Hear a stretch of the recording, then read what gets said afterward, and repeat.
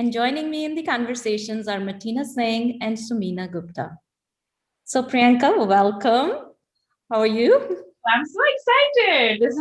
This is perfect. Actually, can you hear me? I need to pull my microphone closer to me. Yeah, no, Probably you can hear me now. Okay. yeah, we can hear you loud and clear. All right. Awesome. So the book is getting released pretty soon. How does that feel? It feels a journey completing, right? Of course, we have a lot of work to do after the book is released, but I think it's like getting one of my goals of being an author being met. So, which I never thought would happen so soon. Probably it was one of my 10-year goal.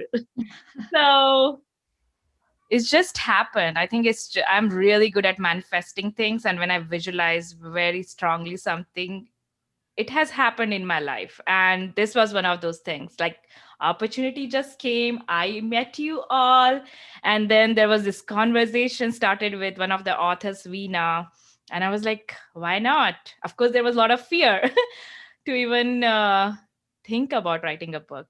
I just had so many fears around that. But yeah, I just feel this is such a great timing with International Women's Day. Like, it's perfect. Absolutely. And I love that what you're saying, you manifest something and it comes true, right? It happens faster. And I think one of the other things I feel is the power of collaboration.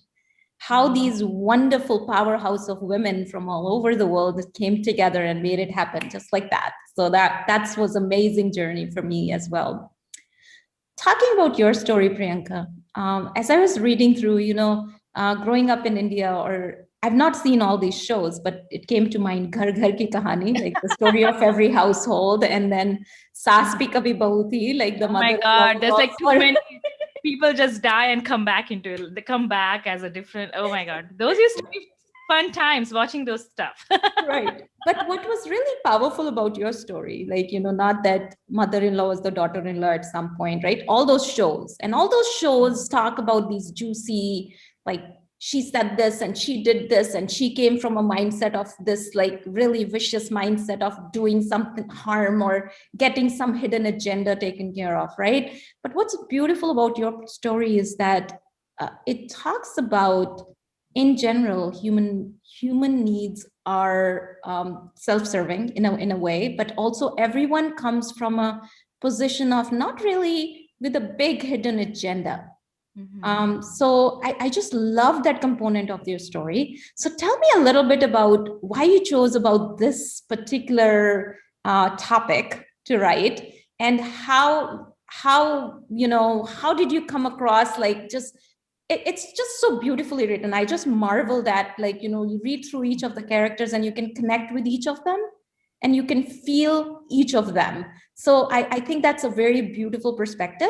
But I wanted to see your perspective was, when you were in that situation, was it felt and perceived that way as well? So why did you choose this topic, and how do you feel about the situation now that it's behind you? Wow. So Cam, I feel like when we were discussing together, right, what story we will write, I think there were like, I put like two or three of them out there.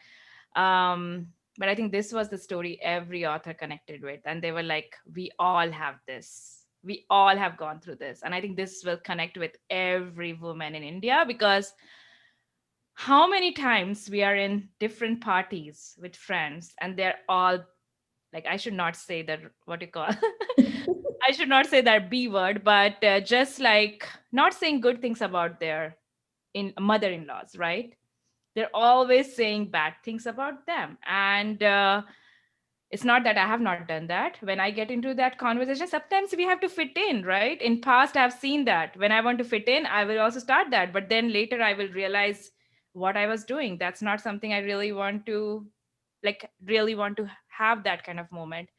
And now this was like a couple of years back when I was like really growing myself, really healing my own journey, that I realized there are certain people, like, I don't have to be people pleaser. I don't have to be in every group. It's okay to say no.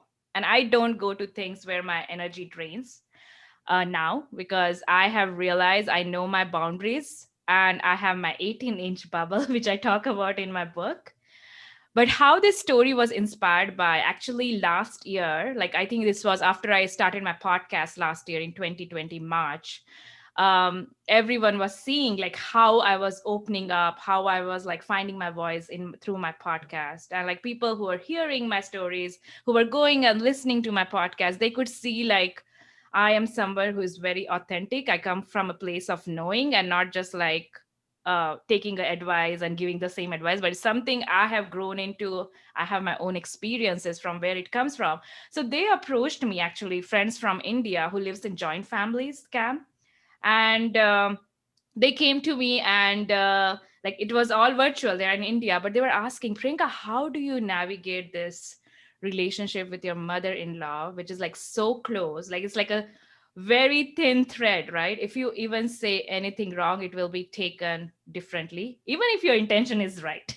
So she did ask me how to navigate this, because she was willing to take that step to make it beautiful, which my story talks about, how I took that step of healing my relationship with my mother-in-law.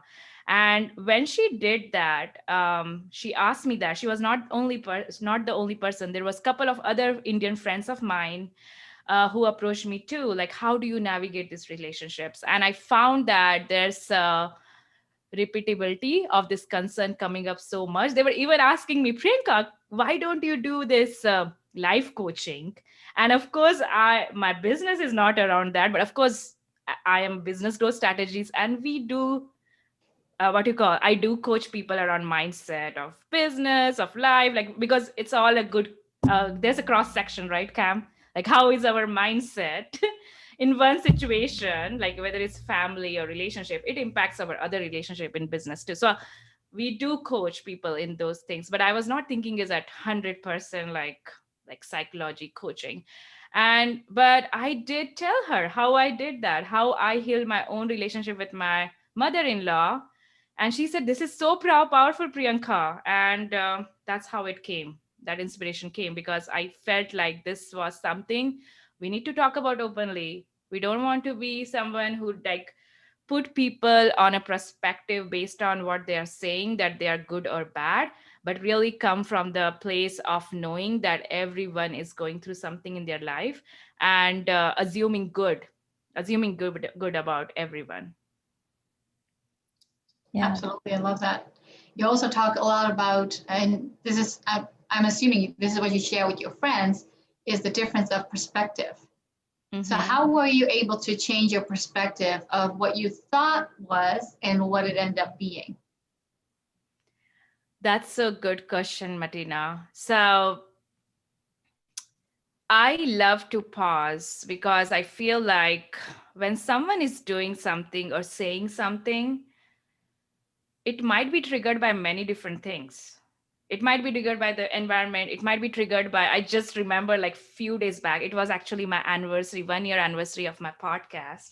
And I really wanted to celebrate it with my husband, but he was just out of place that evening. And I just told him, okay, I and my daughter, we are just going upstairs, we are going to give her, like she's 3 year old, like give her a bath, and then we will play around, like play with each other. And then like she loves to read so many stories before she sleeps, and I just wanted to have that relaxed time. And he was just out of place, and he was saying like the house is so much mess, like that's what he was saying the whole time.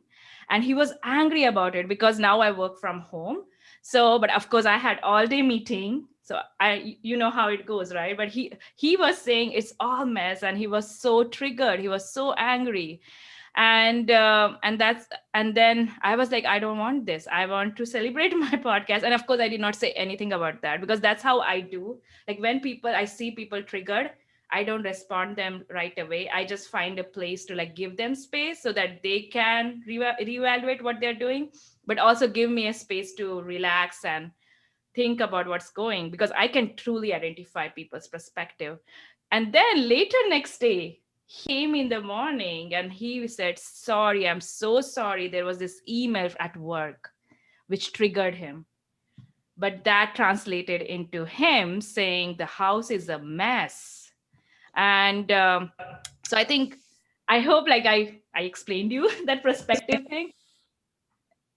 It's great. There's power in pause. There's definitely power in pause. Yes, so I love to pause, and I do talk about that in my book. The title is called 18-inch bubble, and this 18-inch bubble is something. Just imagine like it's either a glass or metal or like those. Have you seen those thing which comes like what do you call Zorb? What do you call that? Big bubble thing, and then you can like go in the water. Well, yes. Yep. Yeah, so I don't know what is it called, but I just think like that, like we have this 18-inch bubble inside us, but bubble around us, which is like top bottom everywhere around us.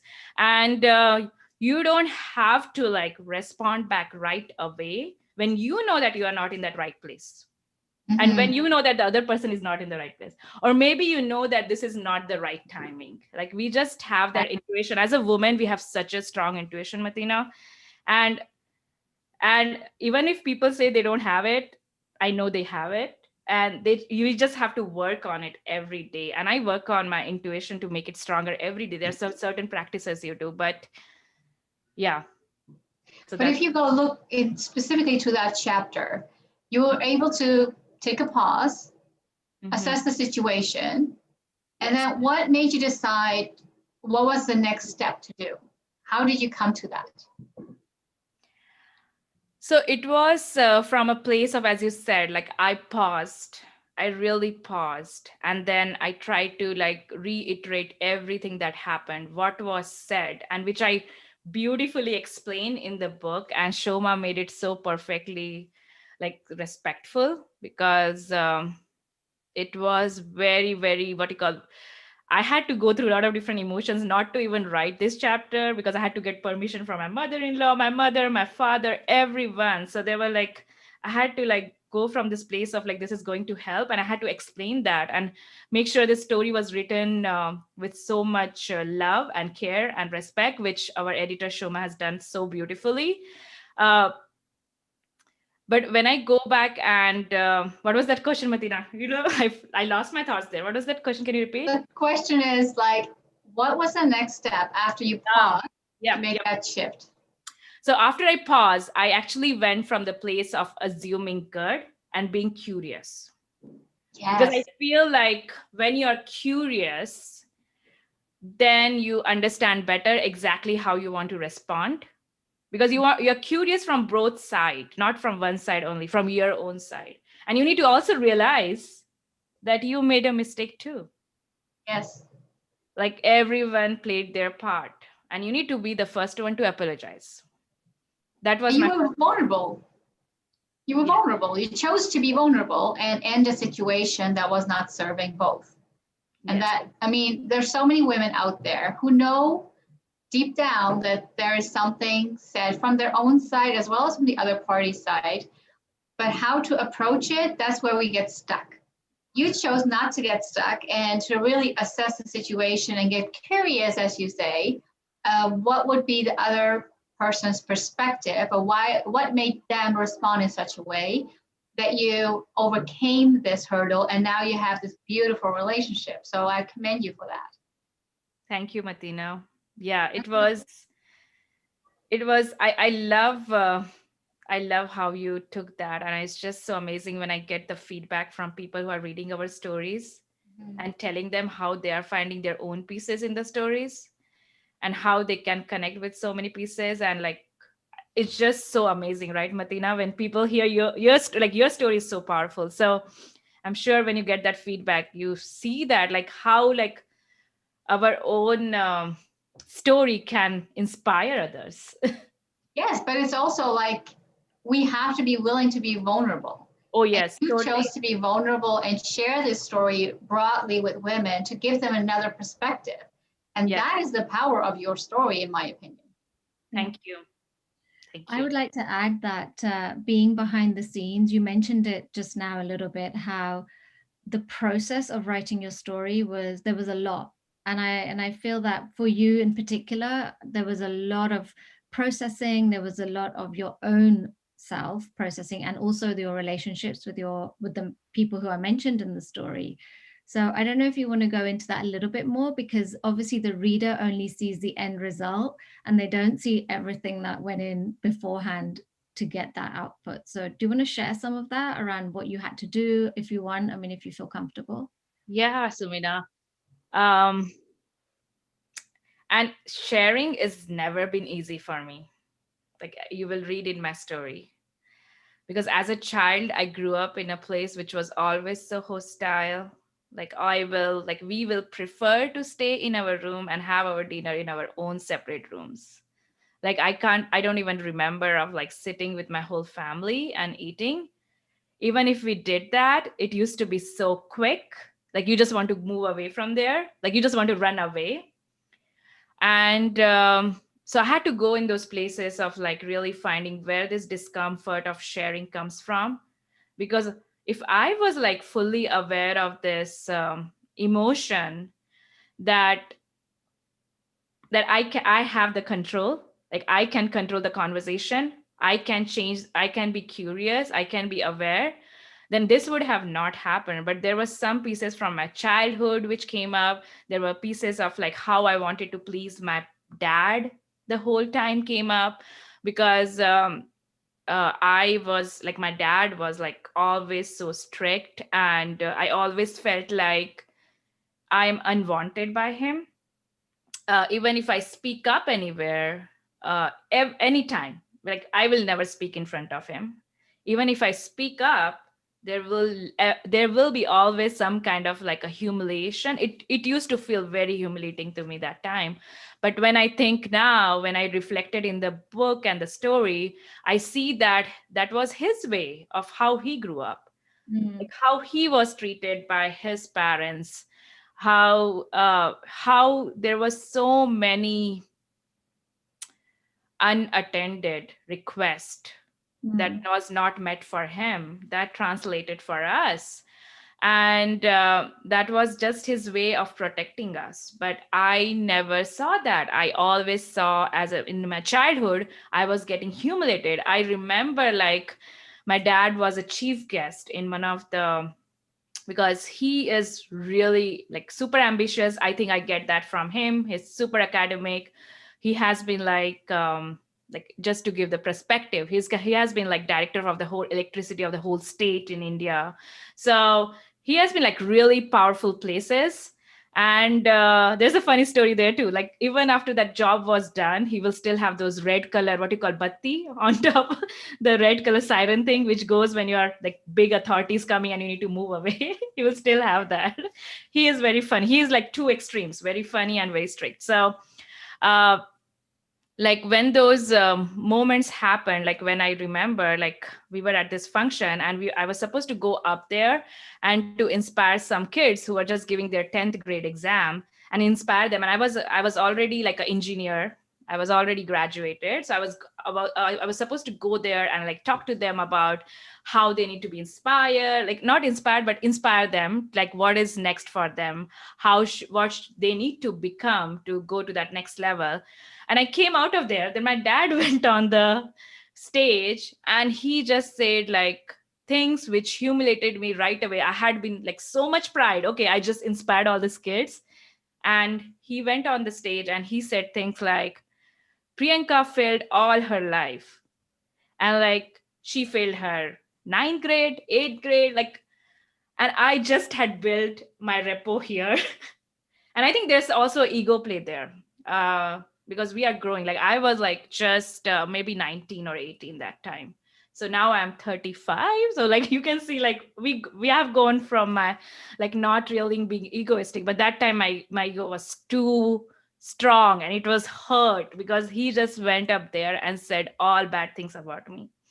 And so you can, and then so that's what I wanted to tell here, Sumina. And so those were the pieces like I can remember, and I'm telling that in my story, like how I felt that time. But when I reflect back, I feel that he actually was protecting me the way he normally is personally, like the perspective which Matina and I was talking about, like really understanding and putting him and his thoughts in perspective. Like I was that girl child who always wanted to feel loved and like to hear that word that he's proud of me, which I have never heard from him. And I think it was the time when I actually he read this story before publishing, because I had to get permission. And I think his email saying I'm so proud of you just made me melt, because Oh, I was a girl who always wanted his approval growing up, and I'm still like that. I Yeah. think I don't care about anyone else, but I think I always looking for his approval. Aren't we all? We love to connect with our dads in that special way. True, Martina. And so I think those were the pieces I talk about in the story. And then I also go about the story of like how having a strong personality like my dad, but then I having also personality of my mom who will never stand up against him. Like I remember of this one instance, like it was all nighter. He was actually beating me the whole night. There was a science exam next day, and I was in 10th grade, and my mom was outside the door and she was banging, let her go, let her go. And I was crying. She could hear my cry. She was crying outside. And my brother, who is 5 years younger to me, I'm sure he was in his room locked because he's so scared. So I remember those moments, like I could not even talk, because when you cry so much, you can't even talk. But he was trying, because I have failed in exam. I have been always this girl who will be out there doing all the things. Even in 10th grade, I was leading, I was a house captain for 800 kids in the school, leading all different curricular, extracurricular activities. And still, I was not doing good in grades, because I will be focusing there. And he had seen my grades. And so I remember those moments. There's all this reflection comes up, like I always like I was so scared of him, always so scared. If he's around, like I was like, I can't even speak. Like I will change my thoughts what I'm speaking if he's around. Like I can't speak around him. And some of it is still there, because I feel like when I go in front of him and if I speak, those words come out more as defensive rather But than it's this some. generational trauma, right? I mean, Yes. our parents, when they were growing up in a very difficult time. And the way they were raised was like, you'll just kick them on their ass or make sure that they listen, and they will listen. When you were told something, you knew you would have to do it. There was no way around it. No. And by living and growing up in that generation, that's the only thing they knew. And there wasn't a lot of notion on mental health. There was not a lot of notion around self-development.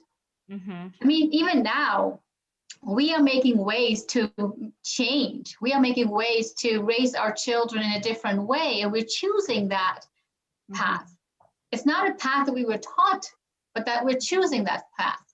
Whereas they never thought they had a choice. They always were raised in a certain way, and that was how you raised children. And that's how they raised us. And now, because we are growing up in a different generation, we are seeing the resources out there, we are being resourceful, we are choosing to raise our children in a different way. I'm pretty sure 20, 30, 40 years in a row, we will be seen like, mom did this and that and that. You know, it's always this beautiful evolvement. And this generational gap that we create, and the way that world evolves and revolves around us. So it's like you say, we have to forgive for all the things that occurred. Yes. To be able to move on and accept when we get this beautiful note of, I'm proud of. Lost you there, Martina. Can you hear me now? Oh yeah. Okay. Okay. Yes, so beautifully said, Martina. Like I totally believe that. Like and like as a parent, this comes so often, right, Martina? Like sometimes we go in that zone of like treating the same way as our kids treated us, not our parents treated us, and then we realize, oh, am I not doing the same thing? Like we have to like. But I am like, I think since we know, like we try to be aware of things and we change our route. So I think it's so interesting what you just said, like how these things come up again and again. You have to be willing to change and willing to accept the new with the old. True. And our kids are the best teachers, I feel like.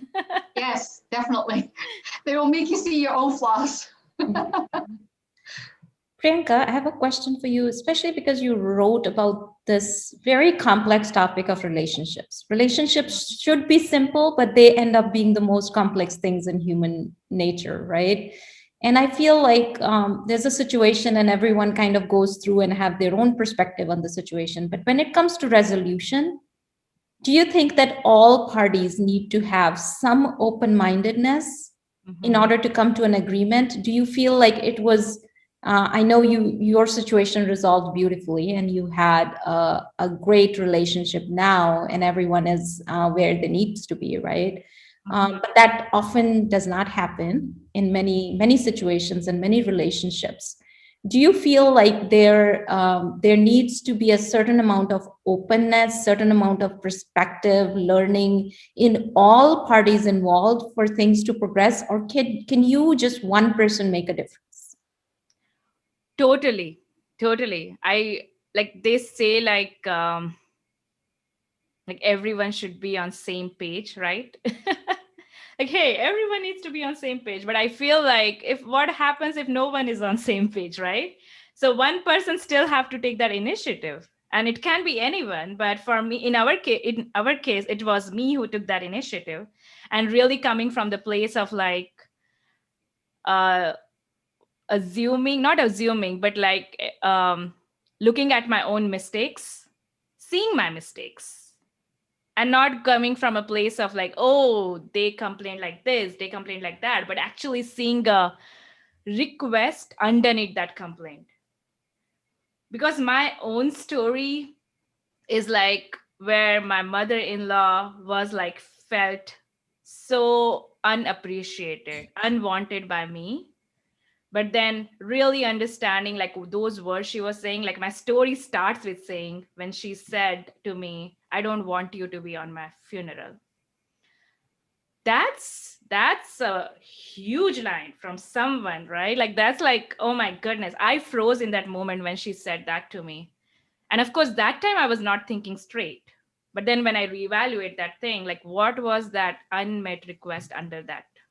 What was not getting met?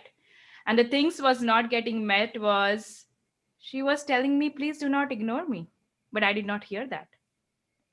So I think and when I was even helping my friends who actually approached me, the first thing I told her, like, what is your intention? Is your intention to have an open communication and have a good relationship with your mother-in-law? She said, yes, absolutely. And I asked her, what are those moments? What are those moments that you cherish with her? And she told me all that. So I'm like, if you ever get a chance to have that same kind of conversation where you felt like wanted, you felt appreciated, where you felt like you were both were the best friend, do you want to have that again? She was like, yes. So I'm like, why don't bring those moments again? And if there's a situation where you feel like things are not getting met between each other, because we all have expectations, right? And if that is not getting met, be open, talk to them, tell them this is what you did, this is how I felt, and this is how I would like to be, like this is how we can make it work. So I think for me, like even with my friends, like if I feel there was some kind of like friends or my daughter or my husband, like anyone, like, or even my close relationships, I feel disconnected in some way, I always go out there, I will have an open chat with them, and I will tell them, hey, this is like I will tell them my intention first. I will tell them my intention is to make sure our relationship is so strong that nothing breaks it. Right.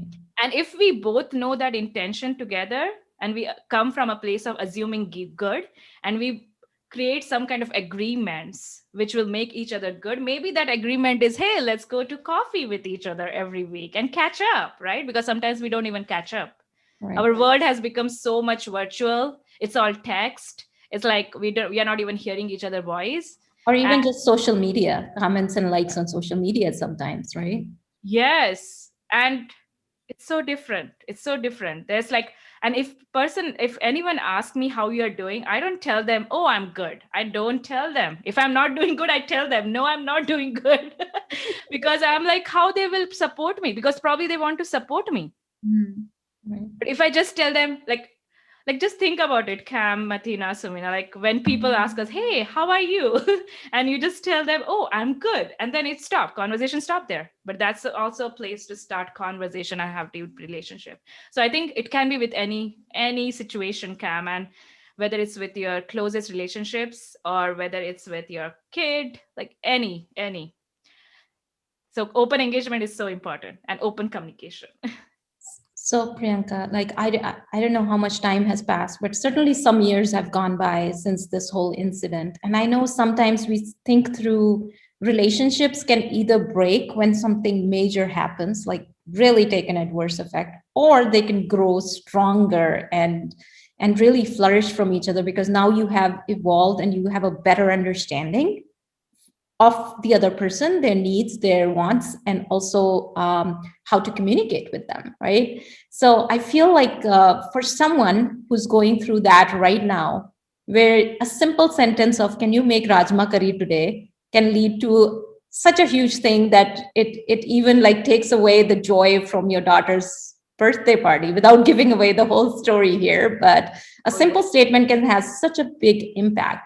So what would you tell to someone who's watching this, reading this, a younger Priyanka, if you will, when that statement happens, what they can do then and not wait? What are some things that they could do? What are some tangible actions they can take then when they see this happening? Mm-hmm. What advice would you give someone in that situation right now? So I would always say this, Cam, get the support, get the help, ask for help. And that's what my story talks about. I'm asking for help from everyone. My mother-in-law's sister, my husband. I'm asking help from everyone who is closest to us both, like whoever is in that conversation. And I did ask for help from my husband, but he did not take action that time. He did not step up that time. He delayed it. He's like, oh, things will get better by themselves. Like that's how we do, right? We are like, oh, things will just get better. We just have to give time and space. I said, no, don't give too much time and space. Like 1 year of time and space or 6 months of time and space, that's huge for a communication, right? There's so many things doesn't get Because communicated. thoughts and emotions are brewing during that time, and it's Yeah, not silence. right, Silence is dangerous. right. So I think I would always say, like, when you are in a situation where you know that, because we can feel, we are intuitive, right? We know that other person is not feeling right. Our energy, our vibration is contagious. If I come to this call with a negative energy, you all will feel negative, and it will change the environment in this room. And that's what I talk about in my story too. Like even this story is about healing relationship. It impacts everything in our life. It's all about your vibration, where you come from and what intentions you have. Bring that positive energy, positive person. That positivity gets really misused sometime. But I want to say, like, when you say positive vibration, that means you need to be super happy, whether it's like going out and rebooting yourself. How do you reboot? You first, and I actually do this a lot, Cam. I will, before even coming to this call, I will take a paper. I will write down what is my intention for this call. And of course, the intention was to inspire others who are going to watch us later, right? And also like connect with you all. Like there's so many things, like we are all connecting and we are creating deep relationship between all of us here, right? So it's not about like inspiring, impacting others who will watch our video.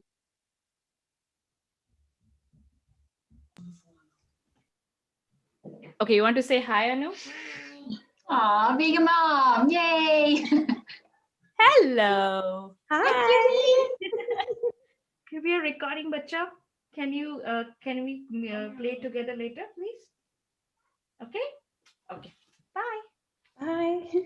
Thanks for visiting. The future generation, so important. Sorry, guys, about that.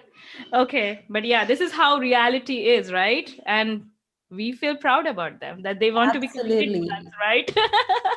So, where I was, yes, that the steps I take. So before, Bye, bacha. Okay. So before we even like have this kind of conversation, like, or this conversation, or even like meetings, like I remember when I was 20-year-old, I was doing meetings with deans of the university in US when I was creating apps for them. And that was like fear propping up. But we had a call with Madhu before this, right? When you have fear, you just like go big into whatever that is coming.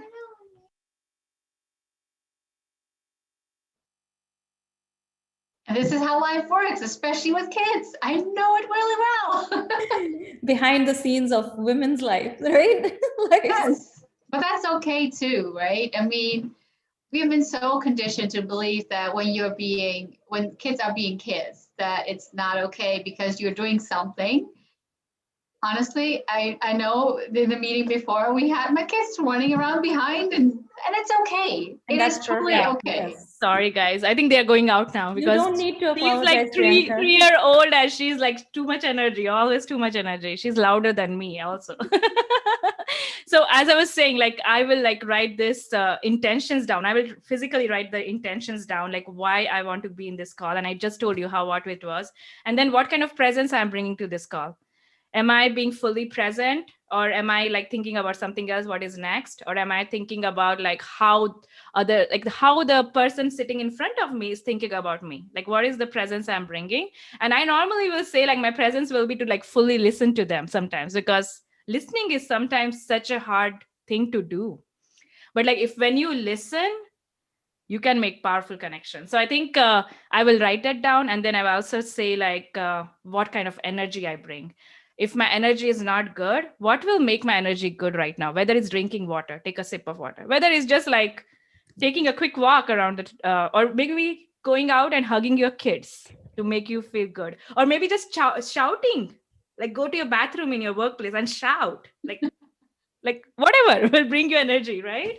Or washing cold with cold water your hands. They say like whatever you do with cold water, like you wash your hands, like that is like really good for you to set commitments. Interesting concept. So I will actually look into those three things, Cam, like intention, energy, and presence I'm bringing. And when I wrote those down, then I can talk to that person. I will share with them sometimes. This is what I am feeling right now. This is the energy I'm feeling.